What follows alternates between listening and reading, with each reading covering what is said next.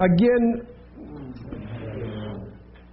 this is not a exegesis course as how they would be laid out in the catalog. Okay, so we're doing different things here just to kind of, make the mind stretch and work hard and so on to complement what you normally do with, look every word up and deal with the structure and the grammar and the syntax kind of on a slower pace.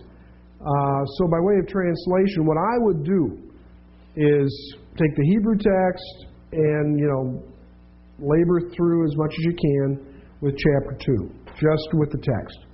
And because I'm not asking for anything to be handed in, so you don't have to worry about that. Okay? But I think if we push our way through a number of chapters, there will be some things that will keep kind of clicking into place that will definitely strengthen the exegetical process and translation process. A few comments here about the area that we have just looked at and translated. Back in verses 1 through 7, a couple comments. Sha'al ba Yehovah. The idea was asking Yahweh. And they wanted a declaration of His will. Hey, we've heard that we're supposed to take the land. That's what Moses said. Moses is dead. Joshua's dead. And what are we to do? And so they're back before Yahweh. And it almost reminds you of what? Inquiring of God via the priest and what? Urim and Thummim. Not to say that that's what's going on here, but it's that mindset to where, what do we do? We need some confirmation. We need a stamp of approval before we start the conquest tribe by tribe. Allah, Ayin Lamed Hey, is used to denote the campaign throughout this entire chapter versus the Canaanites. Compare Joshua 8:1. Who will go up? Who will go up? Who will go up? Judah. B'nai Yehuda will go up first. And so this whole idea of going up carries with it a heavy connotation of battle, conquest. Yeah, where are they? What was it that you have the land? You have the land and they are up in this area with Moses. They come in and they do a campaign across the what? The center?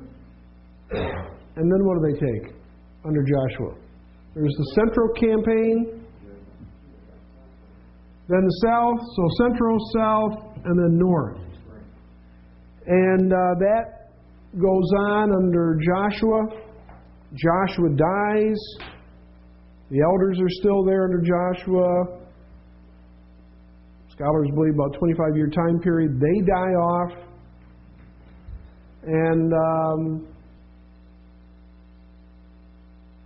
they're not, who's over here? Yeah, so 2.5 tribes are over here. We'll find out about that because their feet are held to the fire. Oh, by the way, remember? You got that, but what was the other side of the deal? You got to help us. And they came forward and helped. But after this, where are they? You see my point? Because this was initial. That was initial. But what we have in the chapter we're talking about here is what? post-initial. They've lost direction because they're not seeking the Lord. But you said something about Judah supposed to lead out. So apparently there's initial victories. You know, you beat one town, you go to another. You know, a year later, the town you beat, all of a sudden they've regrouped. Over and over, the Jebusites, the Israelites we're going to cover probably tomorrow night, the Israelites clobber the Jebusites up in Jerusalem under tribe of Judah. But when they leave to conquer someplace else, simply says basically the Jebusites, regrouped, came back out of hiding, and took the city again. And then for the next almost 400 years, the Jebusites have the city of Jebus, Jerusalem. And it's that way until what? Until David. Even King Saul could not beat the Jebusites in Jerusalem. Finally, David got the city. But you say to yourself, my word, 400 years or 350 years, I mean, that's longer than this country's been a country. That is a long time. And, here the center of the country. And then it says, the sons of Benjamin are living on one ridge in Jerusalem, what we know as Jerusalem, and the Jebusites were on the other one. And they were living together. So there were, two parts of the city. They must have got along somewhat. Two parts of the city, and nobody had the power to get the strength to get the Jebusites out. Okay, a few other things. What's the background of why Manasseh split in half? The ground was good for their cattle. Yeah, so, simply they like the farming areas. And there's parts there, even in modern day, I mean, it's very beautiful. Yeah, but the splitting of the tribe, I mean, we don't have any other examples of the tribe splitting and half staying one place and half home. Yeah, which is the half tribe there? Manasseh. Yeah, and it must have come down to a decision where not everybody was impressed with wanting to stay there. And so it must have been, because it wasn't in the norm. The land was supposed to be west of the Jordan. And, but it's allowed by God. I mean, there's not, I don't think, condemnation on the tribes for that. But the response was, you got to help the conquest. That was the bigger thing. But yeah, it must have been where, some were city folk and they weren't going to stay out there in the farmland or something, but split them right down the middle. A few other things here. Okay, brother. Tribe of Judah going first. What was that? Tribe of Judah going first. Any significance prophetically? Good. Genesis 49. So things stated about Judah all the way back, patriarchal time period. When we think of course, the scepter, ending up with Messiah. But there's going to be leadership role there, and you figure here you have the tribe that Messiah will come from, and the conquest of the land, and then the significance of the fact that they're called on to spearhead, to be on the initial front line. Again, I brought it up, verse 3, the Judah-Simeon alliance. Was that faith or lack of?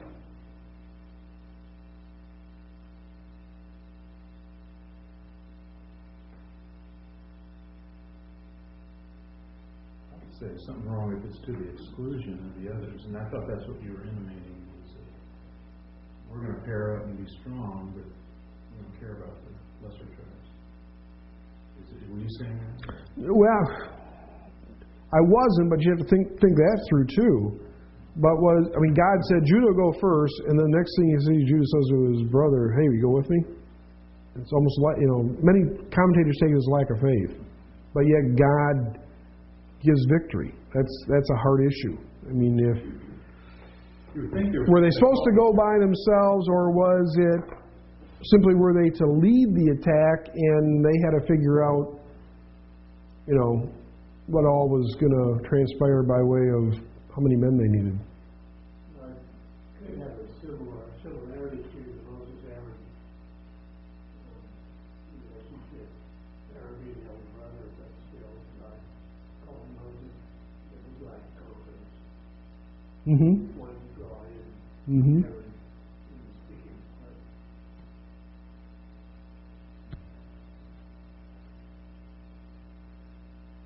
Mm-hmm.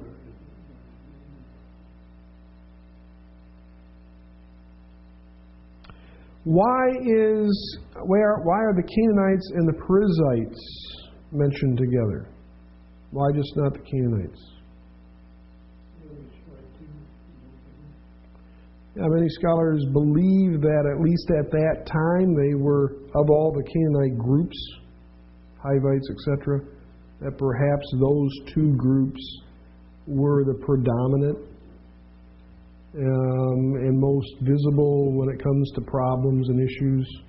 But they are brought into several passages. Bezek, you'd need to find the location. Many believe it's located between Gibeah and Jabesh. But are there any recent archaeological finds for Bezek? We've talked about Adonai Bezek being perhaps a title and not a personal name. The 70 kings with their thumbs and the big toes cut off, eating under Adonai Bezek's table. Some say those things happened, but that saying 70 was hyperbole. Like he's exaggerating. I mean, he's what's not a term? He's exaggerating. What's another term? Overstating. He's boasting. I've taken care of 70. Well, Joshua took care of how many? 31 kings in all in the land. So is this guy fighting in the land and out of the land? Was there 70? Was it hyperbole? But whatever it was atrocious. And he had quite a reputation.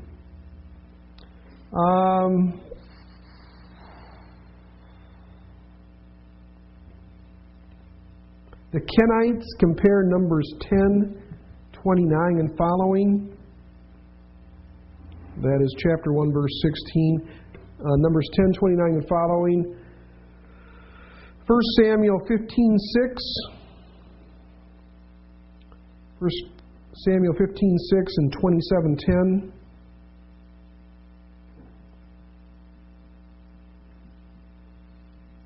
Also the Philistines, verses 18 and 19. How do we know that they were not a Semitic people?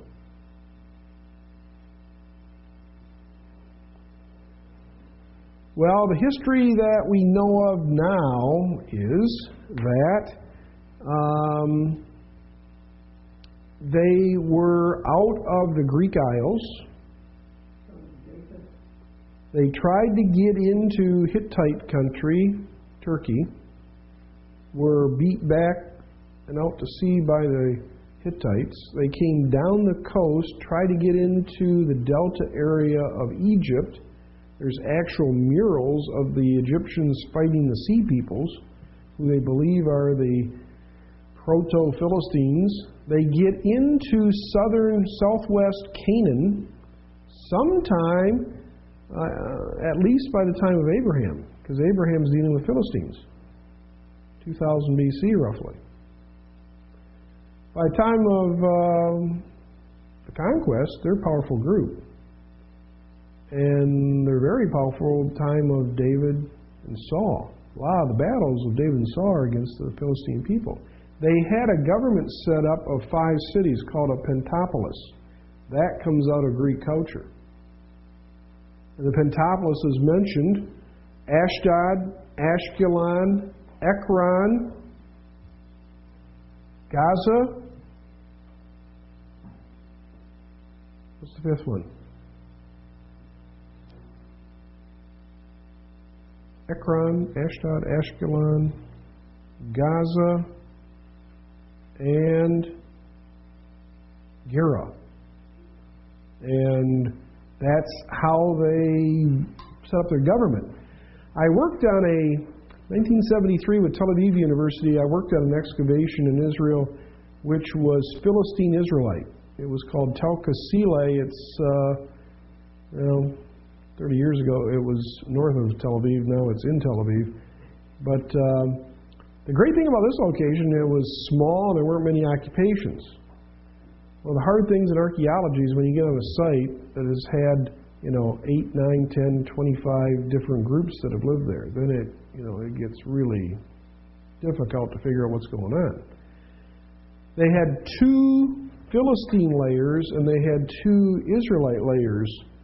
And what we found at Tel Kasile, I worked under famous Israeli archaeologist by the name of Mayhew Mazar, and he now literally has written a textbook. We have it in our library, but pretty well the archaeology and history of ancient Israel from an Israeli standpoint. And at Tel Kasile, we found the first Philistine temples ever found in the land. And what was interesting was an aerial view. If this was the temple, the main door, place where the idols would be worshipped and so on, just off center in the middle of the room, the base of 2 major pillars within arm's reach of a normal man. Now, remember, this Tel Kasile is not where the temple came down, but they found a second one at this location, same thing. And the idea is this, the theory is this, that the Philistines perhaps had one style of temple and they'd make it small, medium, large, extra large based on the population. And what does it say in Judges 14, Judges 16? His eyes are put out, they're mocking him, a boy is leading him around, and he says to the boy, upon which the house stands. Whoa. This guy knew a little bit about architecture. If you want to bring the roof down, that's what you knock out. The folks are up on the roof too. There's been some type of a balcony and roof type of thing. You can look down or whatever, and you knock one of those pillars or both of them, and everything collapses. But again, Philistines, Greek type of background. Now, Harvard University, the last, how many years? Probably 6 years, at least. Harvard University has been digging at Ashkelon. Major dollar, big time excavation. Larry Stager, Stager, from Harvard University, is the archaeologist. They are finding all kinds of stuff. They now have some written documents, tablets, that they're trying to decipher. And just the neat thing about Ashkelon, if you go there, you're digging in sand. I mean, it is easy. I mean, it's easy dig, so to speak. But I think this past year they called it off because of the Intifada and the fighting. But they had a number of years, and they're supposed to go back, I think, I don't know about this summer, but maybe next summer. But major. It's right down, right, if you have Tel Aviv here, it's right here, and you go, another 8 miles, 9 miles, you got Gaza. Gaza right there. But keep an eye on that in Bar Magazine, because I think coming years you're going to see some phenomenal finds there. Which one? Biblical Archaeology Review, Bar. I always thought that the Philistines were a Phoenician colony. No, that's Tarshish. That's Tarshish. That's the one that I think was maybe in Spain or one of the islands, but Tarshish. What was the name of the gentleman from Harvard? Larry Stager, Stager. Okay, let's see. House of Joseph. How do you deal with House of Joseph? We're going to come upon it many times, verse 22 and following. We'll get to that tomorrow night a little bit. What do you do with House of Joseph?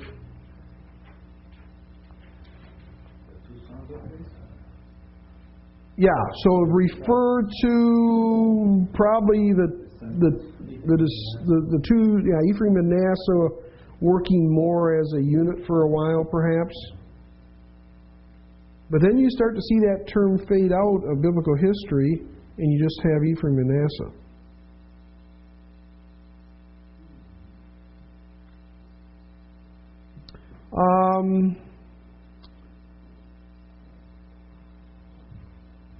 I think we're just about out of time for tonight.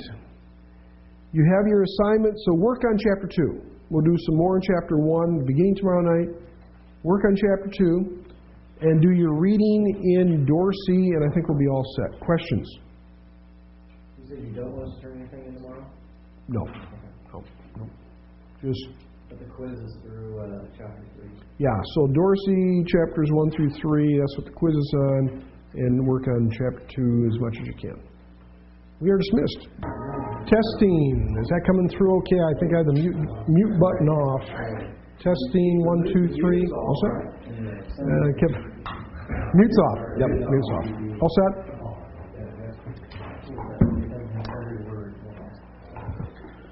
Well, good evening. Let's start with a word of prayer, and we will get to our study. Father, we come before you again this evening, and Father, we ask that you would do a good work in each of our minds and hearts through your word. Thank you for the Scriptures. Thank you for the Spirit of God working through the Scriptures in our minds, Father, to give us understanding.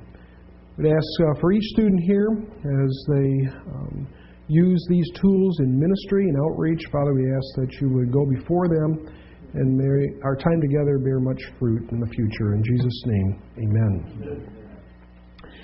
This evening, what we'd like to do is to take a look quickly at the 3rd chapter of Dorsey, do a little overview, and then we'll have a quiz over the first 3 chapters, and we'll move on from that point. On page 21 from last night, page 21, he laid out some steps, and he said in chapter 2, the first step in analyzing the structure of any Old Testament book is to identify its constituent units. And he talked about how do you identify a unit? You can deal with the start of it, the end of it, or to create a cohesive unit. And then he talked about and laid out examples throughout the Old Testament on those 3 areas. Beginning markers, ending markers, and then dealing with an individual unified unit, so to speak. Page 26, chapter 3, arrangement of the units, he says, beginning, the second task in analyzing the structure of an Old Testament book, after the units have been identified, is to consider the arrangement of those units. Dropping down, there are various arrangement schemes that a writer must use in laying out a composition. He talked about last night his own. Normally in Western culture we use what? Scheme. Linear. And it's A, B, C, D, and chronology, so to speak. Sequence. In ancient Near East, often they would not use that, a linear, but they'd use non-linear schemes, such as Parallelism Symmetry. and symmetric. Both of those and examples of those. I know you've already read the chapter. I'm not going to belabor it. One other thing on page 26. One of the signs you're dealing with a symmetric type of pattern or parallel pattern is what? I'm looking for one word that starts with R. Repetition. And when you start seeing repetition, and we're going to translate a little bit in chapter 1 and 2, and then I'm going to back up and say, now tell me, where did you see repetition? And we're going to start finding internal structure in Judges simply by picking up on the repetition. Page 27,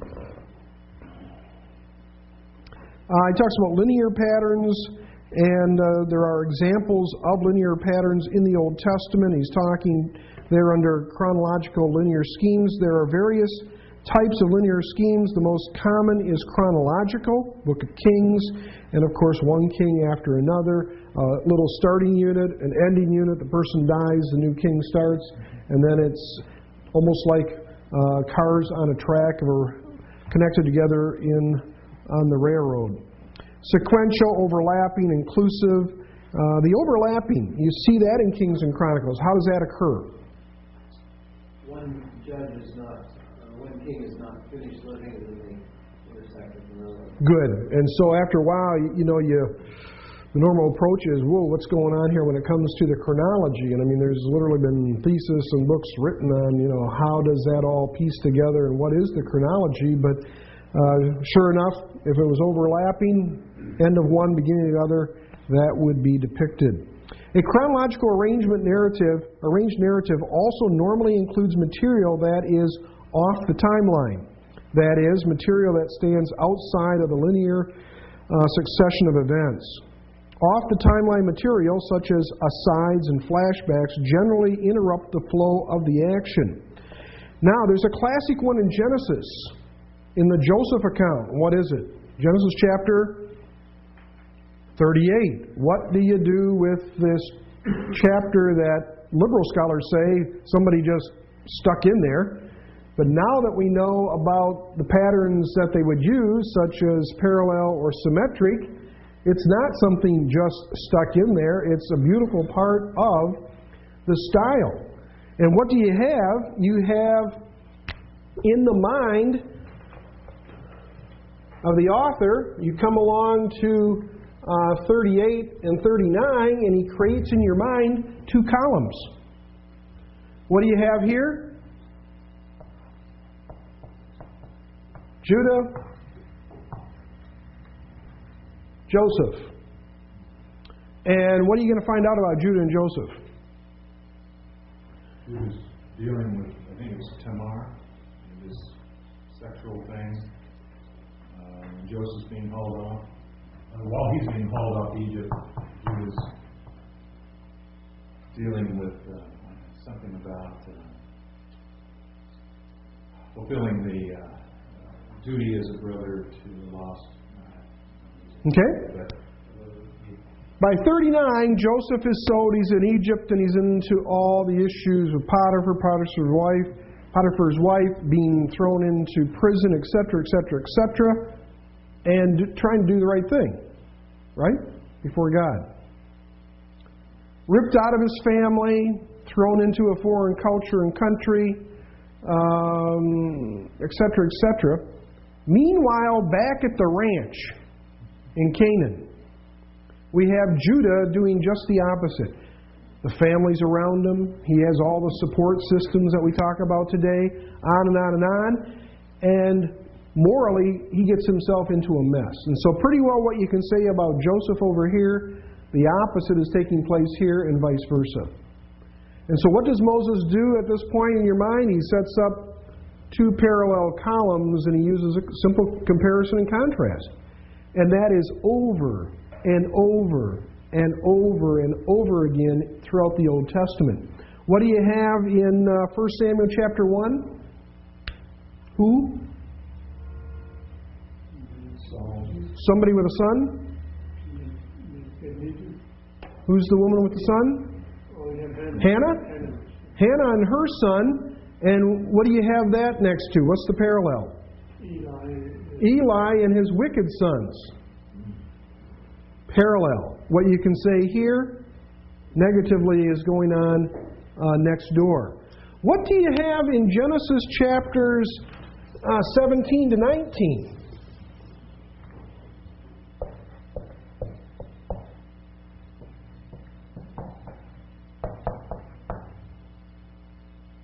You have Lot and his two daughters next door to Abraham and his two sons. And just about everything you can say here, negatively, is positive over here. Even to the point where when Abraham understands via the angel who is going to be the one of choice and blessing, his immediate response is to pray for Ishmael. There's spiritual concern for both children, so to speak. What happens here? Throws the daughters out into the crowd, or attempts to. Just the opposite, and there's many of these throughout the Old Testament. But when you look at the text, you don't see that, right? From our Western eyes, all you see is a whole lot of words that just keep going. But sure enough, all kinds of structure. Literally, is that antithetical then in its arrangement? Yes. Yeah. I mean, some would say comparison contrast, but it's pretty well heavy on the contrast.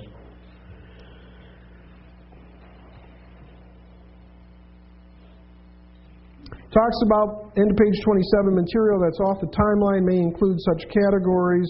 You've gone down through those. We won't revisit that. Page 28, right-hand column near the bottom, parallel patterns. In one respect, all compositions are arranged in linear style, since every composition is made up of a series of units occurring one after another in a linear progression of some sort. Dropping down, nevertheless, a composition can be configured so that in addition to its primary linear order, it also exhibits a secondary structural scheme created by repetition. Again, repetition is going to be predominant in identifying these items throughout. Page 29, right-hand column. Parallel arrangements are not as easy to perceive as simple linear patterns because the listener has to remember earlier points in order to catch the repeating pattern. But it is a pleasing and satisfying arrangement. When it is used, an audience experiences a feeling of pleasure and satisfaction when they grasp the repeating pattern and can begin to anticipate the repetitions. In our own culture, children delight in listening to stories laid out in a parallel pattern. The Three Little Pigs, Henny Penny, Goldilocks and the Three Bears, for example, all feature patterned repetitions that children can grasp and begin to anticipate as the story proceeds. By the time the wolf and the Three Little Pigs arrives at the second pig's house, we can guess what he will do and in what order, and certainly by the time he reaches the third pig's house, we know precisely what to expect. Same thing, of course, as you deal with chiastic structure, parallel structure. There are several advantages to parallel patterns. One is that repetition makes it easier to remember both for the speaker and for the audience. Another advantage is that its repetitions provide an opportunity to do such things as compare, contrast, reiterate, emphasize, explain, and illustrate. For example, the parallel arrangement in the book of Jonah compels us to compare the prophet's resentful prayer in chapter 4, 1 to 3, and so on. Some examples there from Joseph at the end. Top of page 30, I mentioned this last night. Notice this is just not in the Hebrew culture. Notice in the Canaanite culture. Ishtar's descent into Hades, page 30. 3.1, Ishtar's descent into Hades. And notice what is the focus? What is the point? The point is at the center. Everything is balanced off. There's almost this perfect balancing act all the way down to H prime. Ishtar enters Hades and dies. Ishtar comes alive and exits Hades. And sure enough, the beauty of it But once the person starts to, so to speak, hear the refrain or hear the other side of the pattern starting to happen, all of a sudden you close in on what is the emphasis. Symmetric patterns, the symmetric or chiastic or introverted patterns, is also relatively common in the Hebrew Bible. Symmetry generally features two sets of units in which the units of the second set match in reverse order the units of the first set, A, B, C, C prime, B prime, A prime. There is often an unmatched central unit linking the two matching sets, A, B, C, B prime, A prime. Sometimes you have uneven chiastic structure. Why would an author throw you something that's unbalanced? Draw your attention. So that unbalancing, all of a sudden for a person in that culture and understanding this is how authors communicate or speakers communicate, would quickly pick up on that. It's a little bit like if a minister said, well, today I have a 3-point sermon. 3 points I want to get across. And as the sermon is delivered, he starts point number 4. Kind of takes you back. I thought I was going to be over. There's another point. How long is this one going to be? But it catches your attention. Immediately, you're cued in. Normally it's like this, but there's something different here. You see this where? Book of Lamentations. Why? It's used to stress the sorrow of the situation. And so it's not smooth and, so to speak, harmonious because the situation isn't. And so dissidence is created by way of the literary pattern to bring across the feeling of the situation at hand. It seems like that chiastic structure also can or cannot provide for a climactic point to be made in the center. Or here there's just a passage from H to H prime without necessarily climax or a point being made.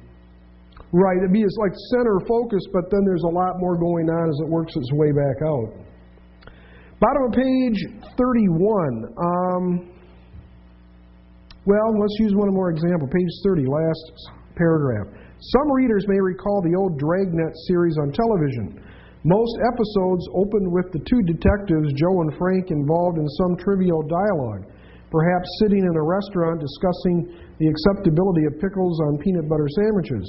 Then came the call, and they were off to solve the case, which would take most of the rest of the program. After the case was solved, however, the final scene would always feature Joe and Frank doing whatever they were doing at the beginning of the show. In this instance, back at the restaurant, continuing the discussion about the acceptability of pickles on a peanut butter sandwich. With the return to the restaurant scene, the audience knew the story had reached its conclusion. Another classic example, Dr. Welby series. What would happen in Dr. Welby series? 9:01, everything would be sublime and everything's kind of nice out in the neighborhood wherever he is or in his office. 9:10, crisis hits every show. Crisis is not resolved apparently till 9:40. But at 9:45, there is a relapse. And sure enough, by 9:55, Dr. Welby has calmed the waters. Everything's back to okay. And every one of the programs was right on the minute. Right on the minute. The pattern was there, and after a while, people enjoyed it. You kind of got lulled into it, but you knew something bad was going to happen after it looked like, hey, they got another 20 minutes. How are they going to fill up 20 minutes? Oh, it's a relapse. And sure enough, the pattern communicated, drew the audience in. There are advantages. The parallel structure, the chiastic structure, he talks about the beauty of it, the coherence of it, the completeness, a symmetrically arranged piece comes full circle, ending where it began. There's a center pivot or center focus or point. It helps in memory, reinforces memory, but there are some disadvantages. Bottom page 31. What are some of the disadvantages? Audience Yeah, sometimes it could be pretty complex, or, the mind starts to wander and you come back, how's this all fitting? Or maybe they don't get, how it is balanced. Get caught up in that. How else? More difficult to write, perhaps. Okay. Linear pattern, boom, but you get to the center point. Now you got to work your way back out, so to speak. Got myself into this and I made my point. Now how do I get out of it? How do you balance things off along the way? Doctor, if you have a frame of mind that operates that way, it may not really for them be that much more different from the way we do. We think it's different because we don't think that way. Sure. But I've heard people do rapping and rhyming. I mean, how do they just instantaneously come up with that stuff? I know. It's also they practice it. Yet sometimes it's really not done. It's just the mind sort of begins to work. Putting the pieces into the, this has to rhyme with that, and the beat has to come here, and you see kind of the pattern. Bottom page 32, techniques for linking units. All parallel and symmetric patterns have one important feature in common. Their structures are created by the matching of units. Repetition is the sine qua non of matching. Something from one unit must be repeated in another unit to make the two units match, or to echo, or to correspond to one another. He goes through the different types of repetition that can occur, 32 and 33.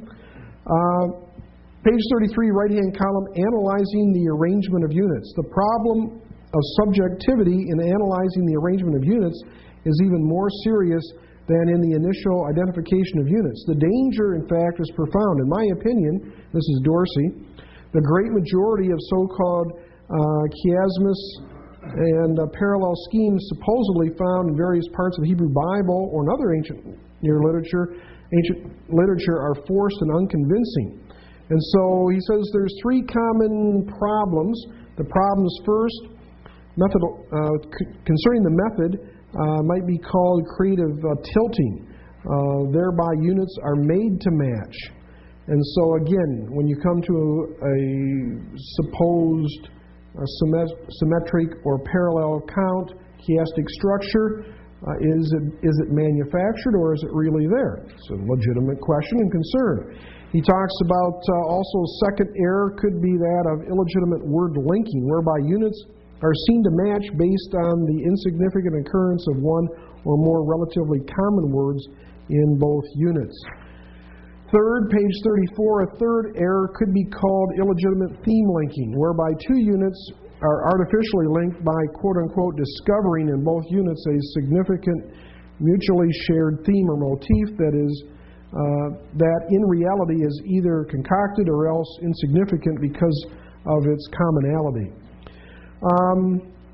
He talks about some guidelines in the conclusion of the chapter, right-hand column, page 34, several guidelines that can help minimize the problem of subjectivity. Would a few of you explain a few of these? How can you stay away from those errors? Well, the objectivity should be given preference over subjectivity. So what really is there that if you ask another three individuals looking at it, they'd say, yeah, that is there.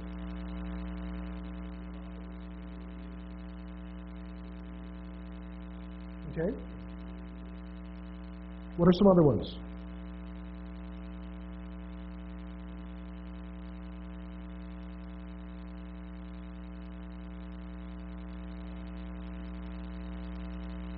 Don't get yourself into rearranging the text.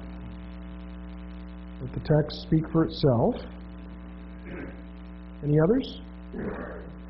I appreciate what you said about number 7, where it said danger of forcing loose ends. Okay. And the perception can lead you down a path that's not going to bring a complete picture to it. Okay. So if it's not defining it, don't try to make it fit. Good. Good. And you'll see, some will, there will be a step missing, and somehow the text will try to fill in that gap. Okay, if the step's missing, maybe it's an irregular symmetry. this is what he said. He said the employment structure might be discovered, and then he puts parentheses, the odd unit might even be speak to at all. Yep. So, we need to be careful that we don't pour something in or out of that. I mean, there's a reason it's there. We need to make sure that we're not putting a theological grill on top of that. Good point. Time for a quiz. Piece of paper, your name. This will be over chapters 1 to 3, but I'm going to hit mountaintops and not small crags on the side of mountains.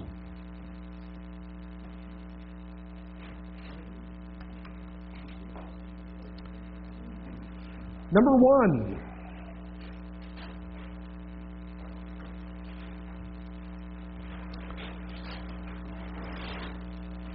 Why do all literary compositions of any culture, why do all literary compositions have structure? All I need is one good sentence. Go to any culture, read the literature, why do all literary compositions have structure?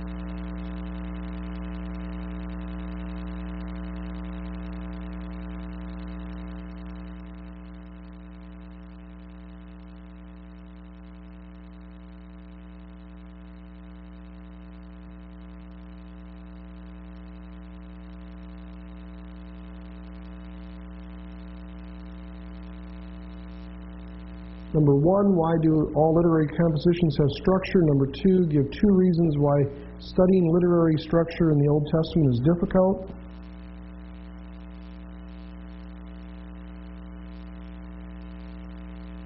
Number 3, organizing compositions into parts is called what by scholars today? Organizing compositions into parts is called what by scholars today? A little one word they had in quote marks.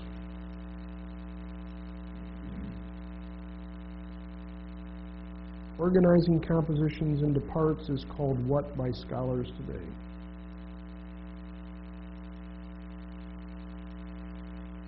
Number 4, Western compositions are usually linear, A, B, C, in pattern.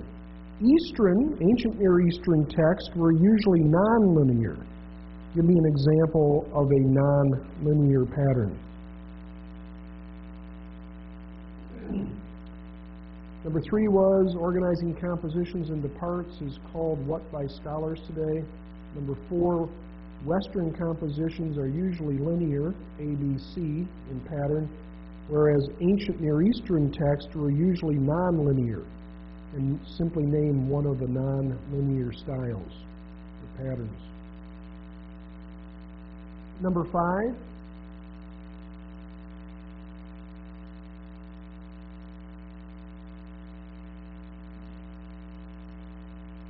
a composition's layout normally reflects what? A composition's layout structure normally reflects what?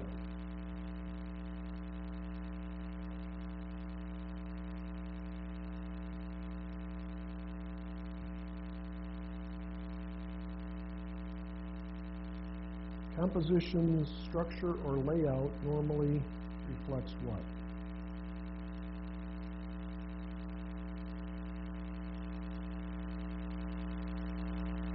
Number 6, what are three ways an ancient Near Eastern author could mark a literary unit.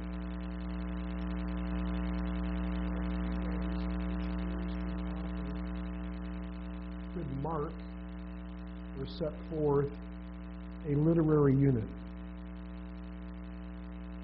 He said there were three and only three ways this can be done.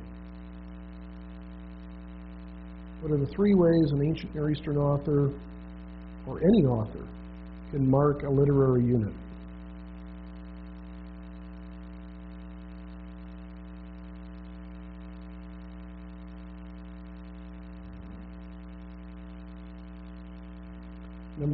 Number 7 and 8 may help you on number 6. Number 7, give me 3 beginning marks. Number 8, give me 3 ending marks for beginning or ending units. 3 beginning marks, 3 ending marks.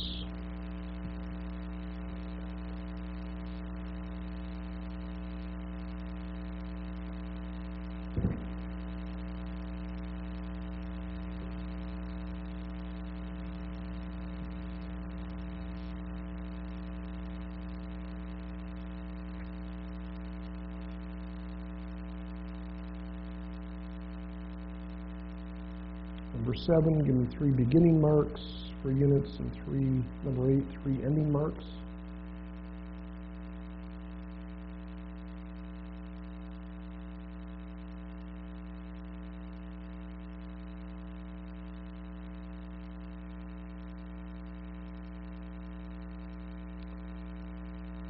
Number 8, number 9.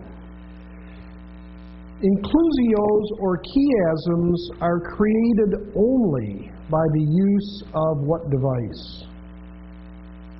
It starts with an R. Inclusios or chiasms,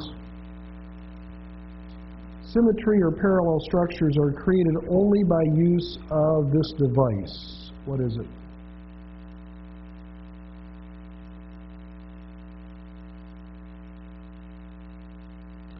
Number 10, give me an advantage of parallel patterns. What's an advantage of using a parallel pattern? Number 9, inclusios in chiastic structure or parallel or symmetric structures are created only by use of what device? And number 10, give me an advantage of using a parallel pattern to communicate.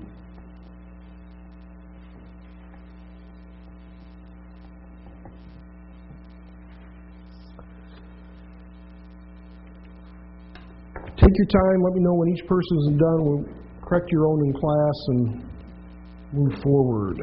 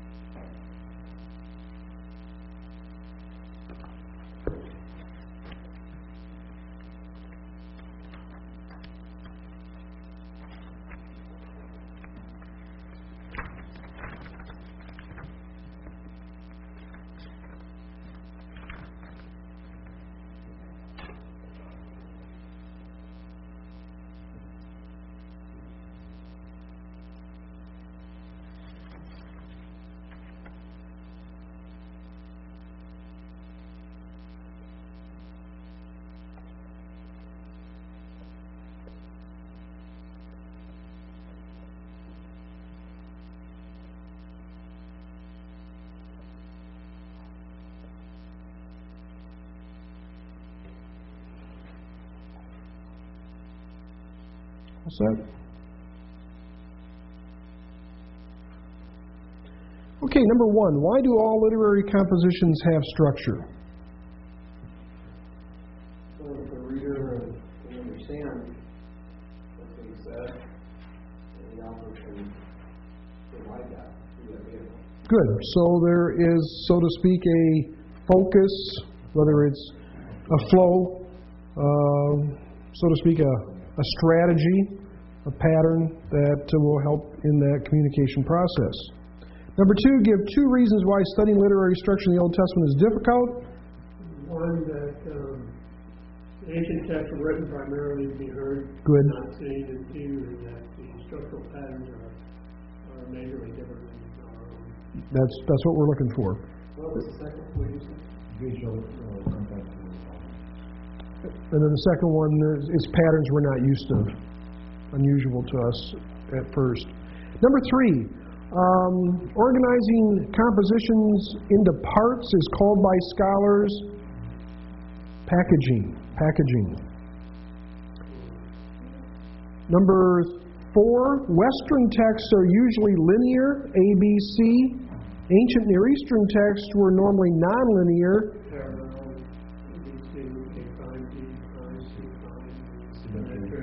Good. Symmetric or parallel. Number five, a composition's layout or structure normally reflects what? The intent of the author. Intent of the author is good. Focus, intent, what are the main points, what is the rhyme and reason of what is being communicated.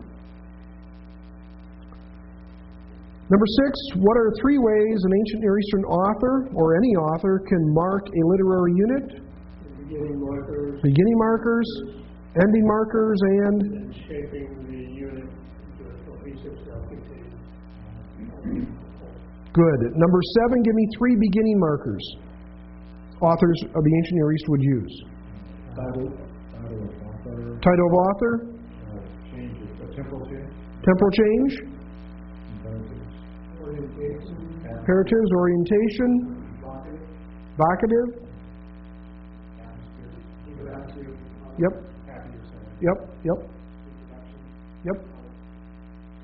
Three ending markers. Conclusion statements. Summaries. Poetic refrain. Time and place.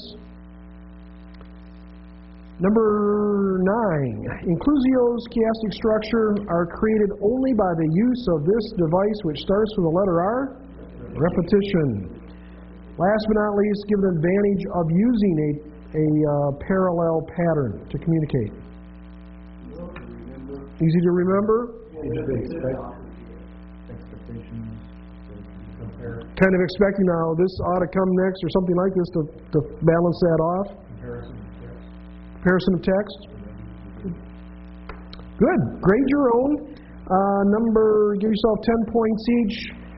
Number 1 is 10. Number 2 is 5 and 5. Number 3 is 10. Number 4 is 10. 5 is 10. Number 6, go for your first answer, go 4 points and then 3, 3.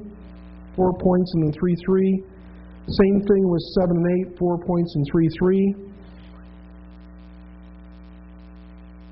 And 9 and 10 are 10 points. Your name, circle the positive score up top of the paper, fold them long ways, pass them in. And we need to do a little warm-up reading. We have 4 pages coming around. One each? Yeah. Here we go.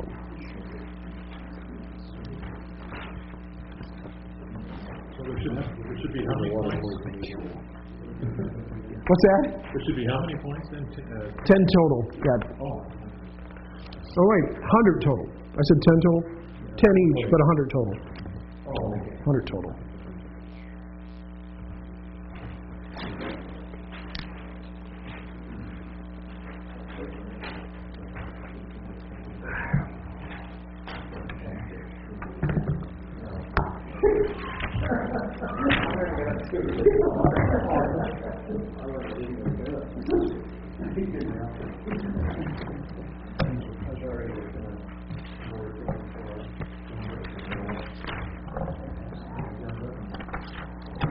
And you can pass those in. Here we go.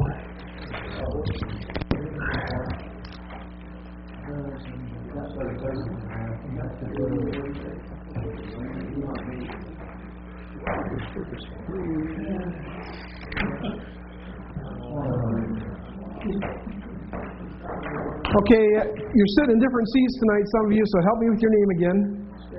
Stacy, will you read our first page of our story from last night?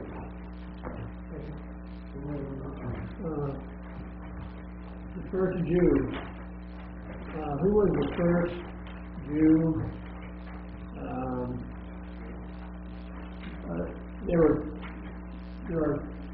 There were three Jewish fathers, let's say, Abraham, Isaac, and Jacob. Abraham was the first or prominent Jew. The name of Abraham's father was Terah. Good. Terah was not a Jew. Good. Sir, next door, your name is? Greg. Greg, if you'll take the next page for us.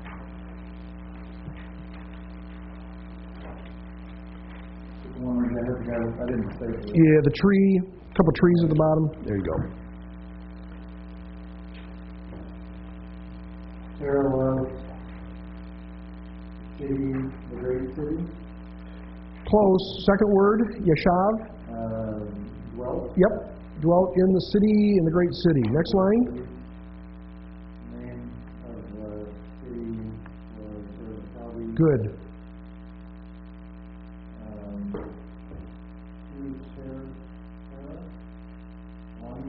Belonging to Terah. Was a great house. Good. A house. You know it. Ahmad. Good. In a garden. Good. A beautiful garden. Okay.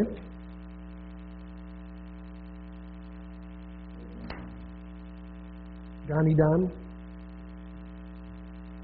Genesis 3, Ganidan, Adam and Eve. Lived in a, good. In a garden were 18.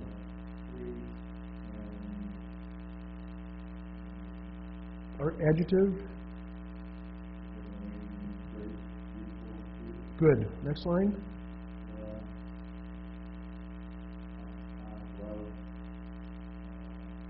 Good. Mm-hmm.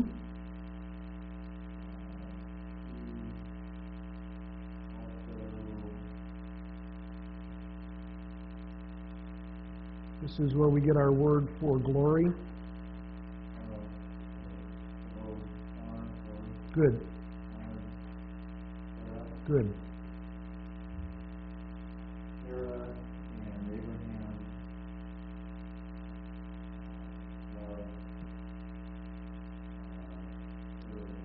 Good. Sir, your name again? Kurt, if you'll take the next page.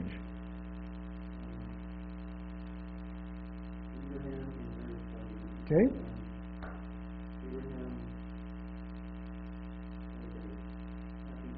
Mm-hmm. Mm-hmm.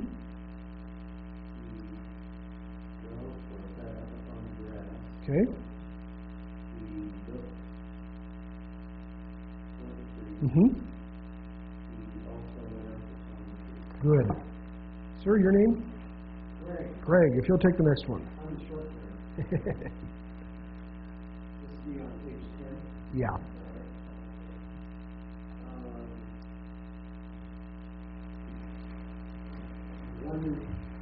One day,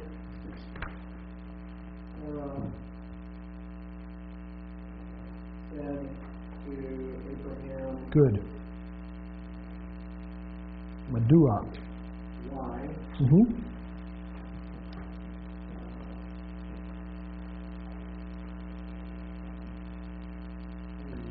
Yep.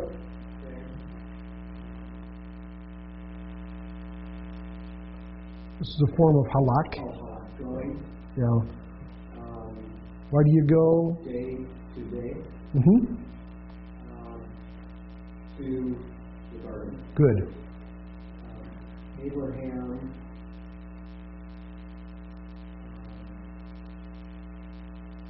Opposite of Sha'al. Sha'al ask. This is. Answer. Mm-hmm. Abraham answered.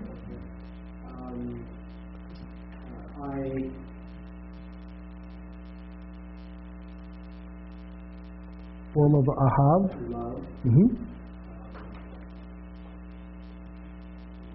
Garden. I love the garden. I dwelt Mm-hmm. among the grass. Okay. I also Allah.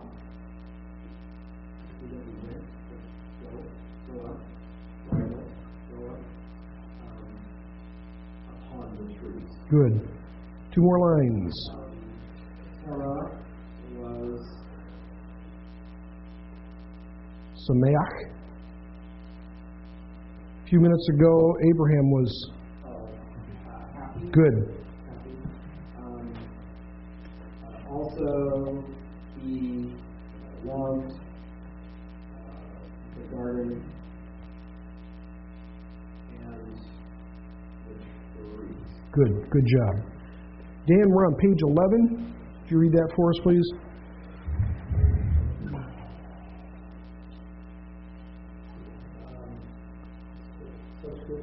Mm-hmm. Abraham answered. Opposite. Abraham asked. Sha'al.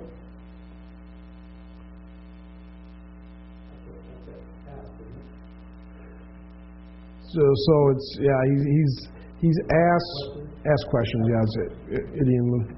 Okay, first line. One day,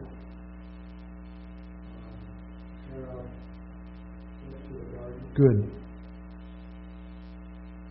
He saw Abraham. Mm-hmm. He lived or dwelt upon the grass. Mm-hmm.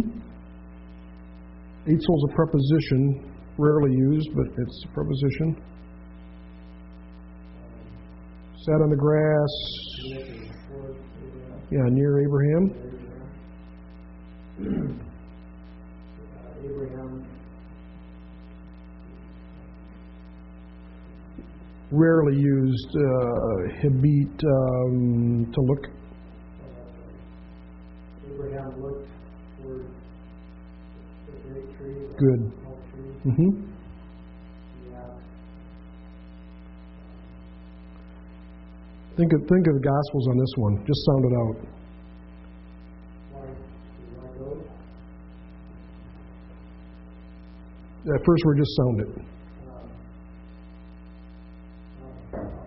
Abba. Oh, Father. Yeah.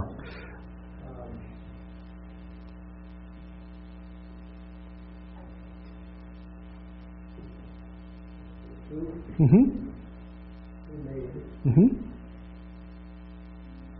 this tree? Good. Who made this tree? We did 12 too, didn't we? Is that where with 12 we ended or not? We ended at 10. We ended at 10. Okay. Do you have 12? Yes. Not numbered, but we have. Okay. Let's start with 12 then tonight. This one here. Yeah.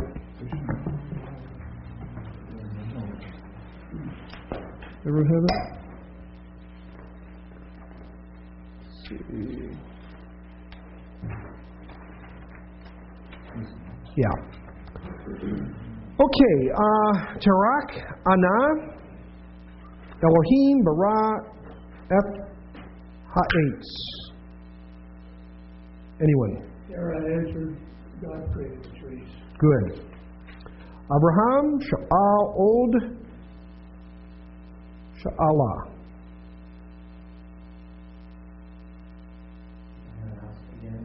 Yeah.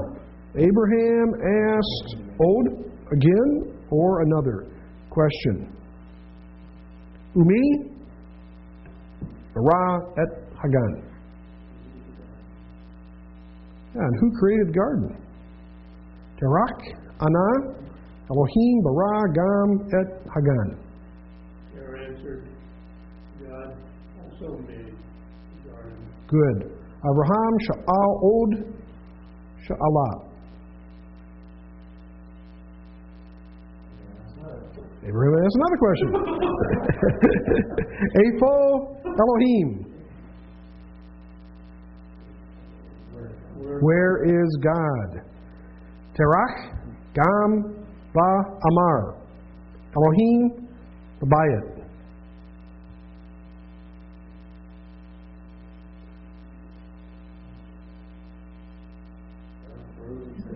Tara Rosen said?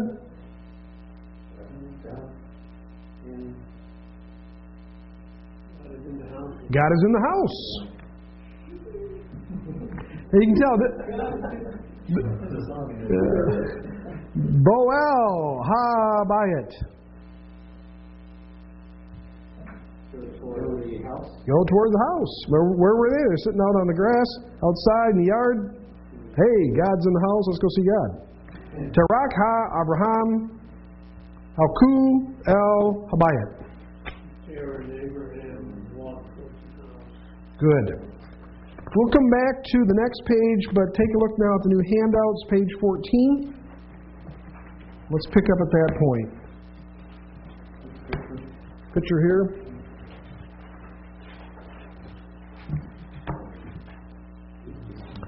Okay, let's get back into the wrestling match. Remember, we can make no serious mistakes. So, don't worry about any serious mistakes, because there aren't any. Okay, here we go. Who will do... Everybody, there should be, I think, 4 tonight. 4 new ones. Everyone has this one? What number is that? Supposed to be 14? Page 14 and 15. Yeah. Oh, you got 2. I got 2 sets. Yeah, you got 2 of this one. Somebody have any leftovers here? Okay, just for a few minutes, Sharon, we'll make another copy then. Okay, I need someone to take the subtitle and the first 2 lines. Who would do that? Okay? The God of Terah. Okay? Terah and Abraham.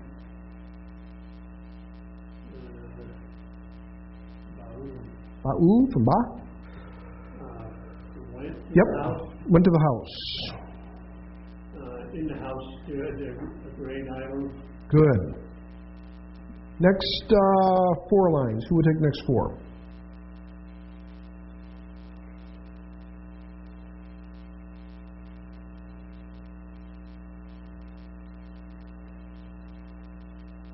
Okay? Terah.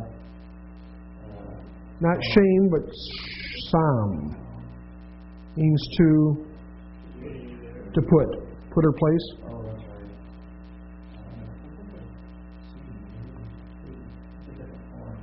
Yeah.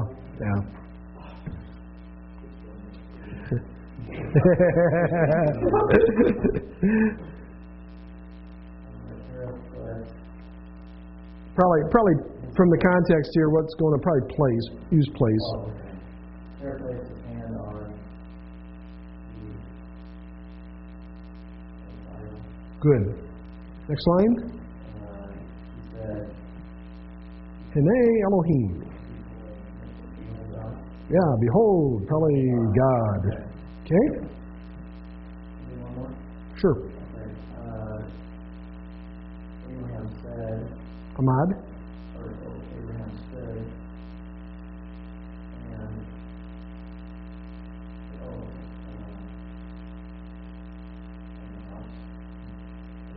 Sound it out.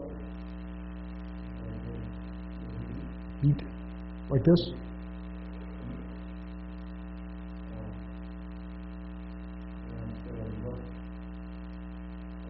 Good.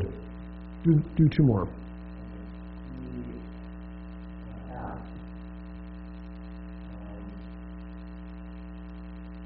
Hapesol hazeh.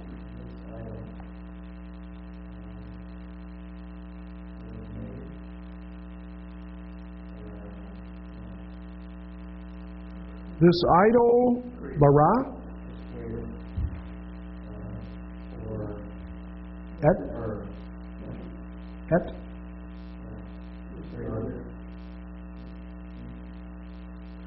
You're up, good up to that point. This idol created. Oh, this idol created the tree. Yeah, so it's phrased so you would take it as a question. Good, good. Who will take the next 3? Top of the page. Cain, Anah, Terach, Hu, Bara, Gam, et Hagan.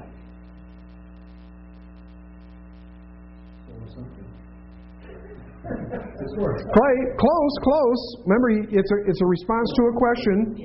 Kind of a yes and no. Yes. So Sarah answered, he also created the garden. Yeah. Abraham Kashav. You had Kashav as a vocab, maybe not. Lie down. Or regard, is that regard or count? To think. Abraham thought. About it. Madua, Amar, Abba, Ki, Hapesol, Elohim. Father, why do you say that the idol is God? Good. Next line. Ani roya et pesol yom yom.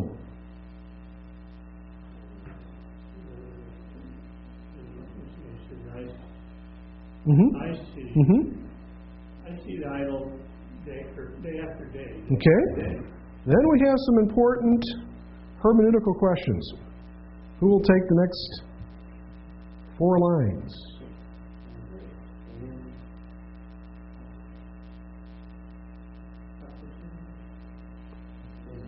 Yeah.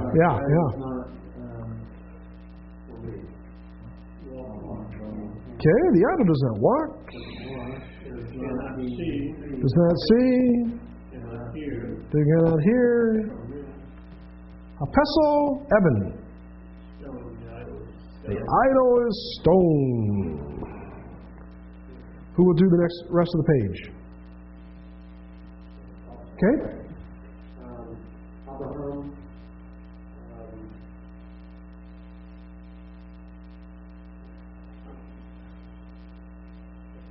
Yep. Abraham thought. This one I'll give you. You hardly see it. It is a conjunction. What? But Abraham thought. But. Is that what you're saying? Hulo sha'al od. He saw not. But he, sha'al is to ask. Od. Another, again. Another, or other, I guess. Another. The idea is he did not ask other questions. So he's thinking. Oh, and that would be that has a plural ending on that. Mm-hmm. Then Abraham loved Sarah. Mm-hmm. He also Where do we get glory from? he also honored Sarah. Good. Page 16. We need someone to take that page. Which one is that? He's hammering on the stone.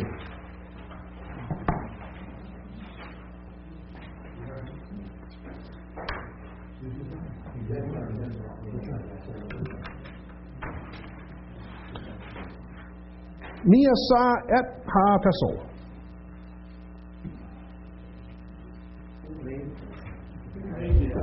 Yeah, who made the idol? Abraham, Yada, Ki, Ein, Hapesol, Elohim.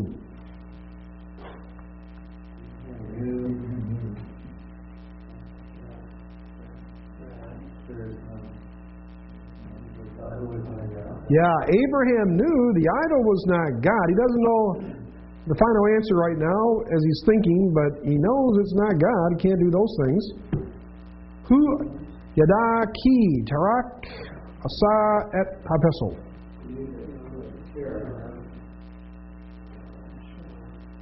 Look at the picture. Good. He knew that Terah made the idol.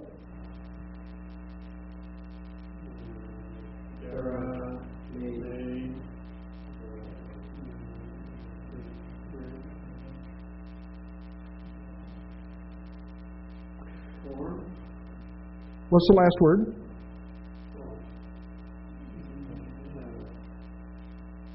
Pesalim. Idols. Yeah, Terah made the idols, and then what do you do with the third word? Rav? Many. Terah made many idols. Yom Yom, Amad, Tarak, Eitzel, Ha, Shulchan.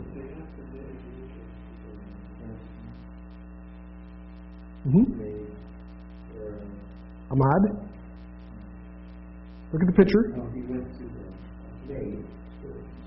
Yeah, day after day, Terah stood, Eitzel, near the Shulchan.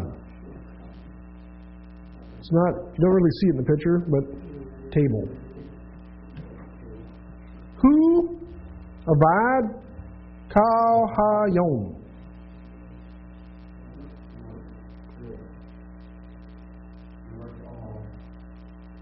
Yom. Worked all day.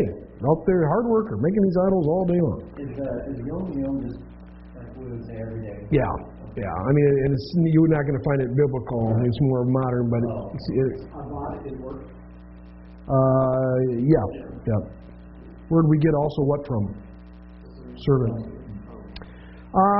Hu, Asa, Pesalim, Ha-Kadmim, Ugdolim, Mayats, Ume Ben.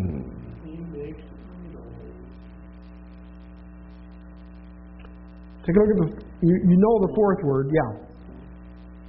He makes small and big idols. He makes small idols and big idols. Mayats. From wood. Good. From wood. And from stone. So he makes wood ones, stone ones. Hu, Makar, et Ha Pesalim.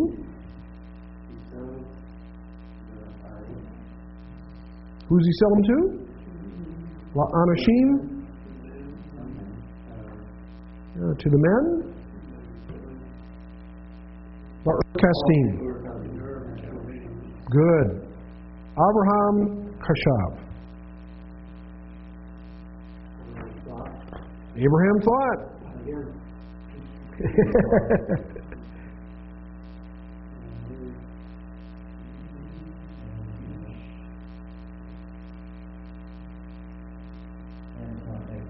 Yeah, man does not make God. Ani Yodea Ki Ein Hapeso Elohim.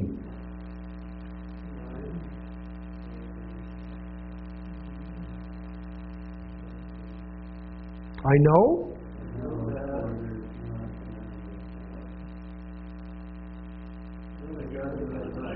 Yeah.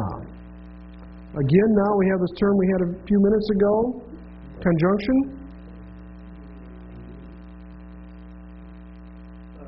But.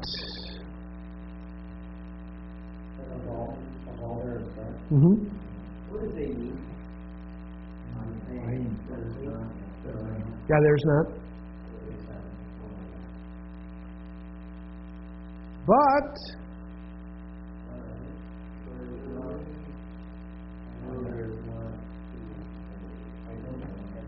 Yeah, I don't know. The idea is I don't know who he is. I know he's not an idol, but he's not an idol. Who is he? 1819. We have that, right? We'll end with that tonight. Who will? he's feeding the idol. So what's the theoretical age of Abraham during this conversation? He sounds like he's probably a young teenager. Okay, here we go. Who will do the subtitle in the first 3 lines?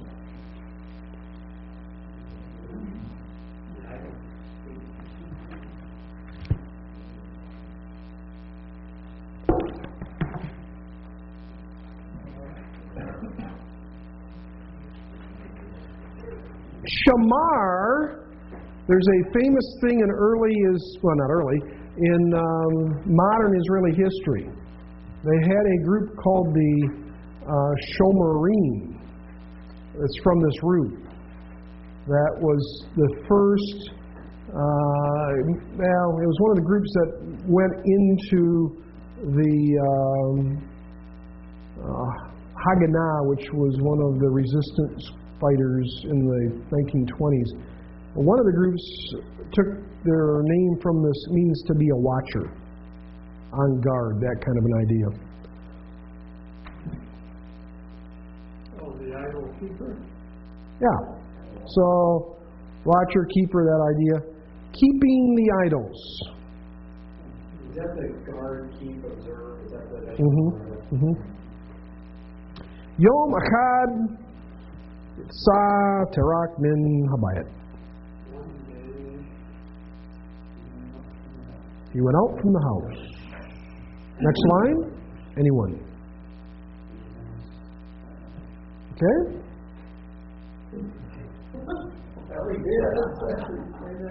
Who went out? First line. Who went out of the house? First, Terah went out, but Abraham is sitting in the house. Third line.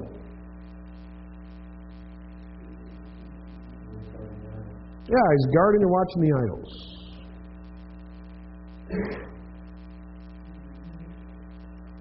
Next line.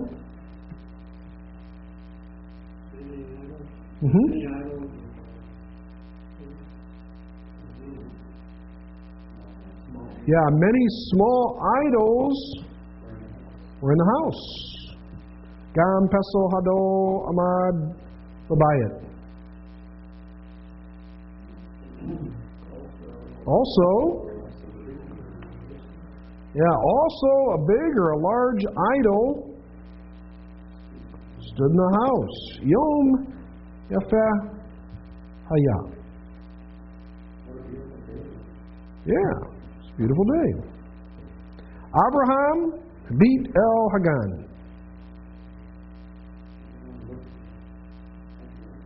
Yeah, look towards the garden. Hu Ra'ah Eitz Peri Akkad.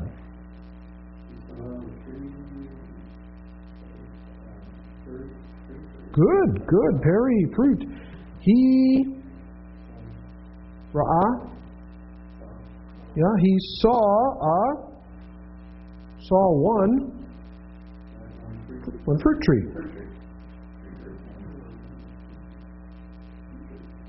Hu Sa El Hagan Allah Al Ha'etz. Good. Lakak Pari Akkad Arad. Yeah, he took one fruit and came down. So he went up the tree, picked a piece of fruit, came down from the tree. Last 2 lines. Who will do the last page?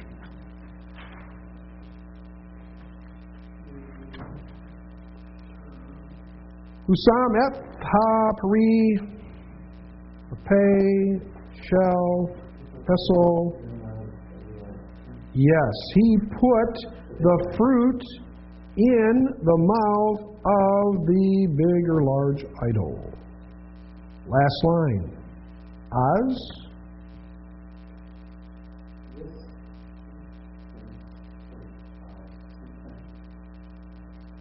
used in if-then situations.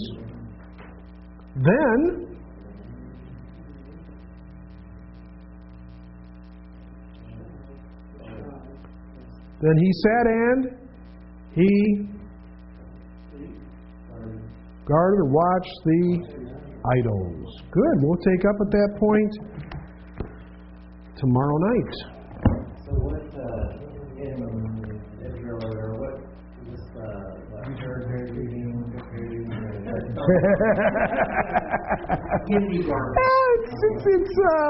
It's grade school.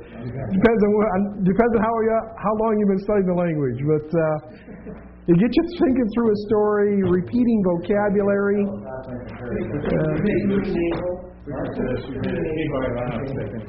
Came by last. I just don't know if I heard